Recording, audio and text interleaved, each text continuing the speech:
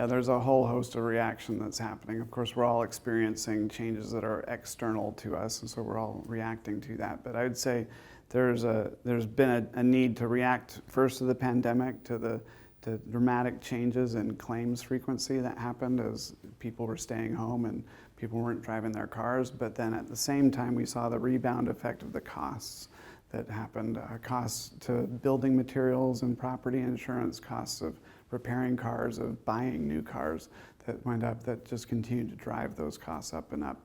So insurers have had to react in a variety of different ways. Certainly there are rates that are increasing, and necessarily because of costs, but there are also other ways to respond to this in terms of customer loyalty and retention, and helping them to feel like the insurers have their back during a time of change.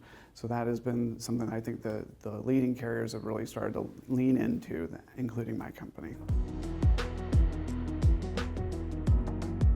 It's a tough time with all this change that we're all experiencing, for sure. But I would say the most successful companies, one, are very active in what they're learning from their experience. They're active in their data. They're learning a high frequency of insights from their data and their experience. They are translating that into action. And very importantly, they're keeping their customers in mind up front. They're thinking about how are their customers going to react? How are they going to retain them? How are they going to help them through an era of rate increases or those sorts of things? And how are they going to help their members in the spirit of climate change, like be able to prepare themselves for the exposure that they now have to the weather? So that's important things for us to always anchor to: learning quickly from the data, translating it into decisions, keeping the member focused in our response.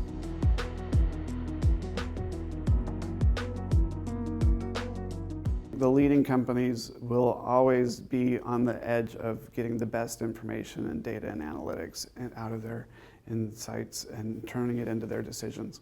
But I do think a big piece also is going to be continuing to know their customers, know what's driving them, what's important to them, how are they behaving now, and help to translate that into ways that retain them and keep them engaged in times of change.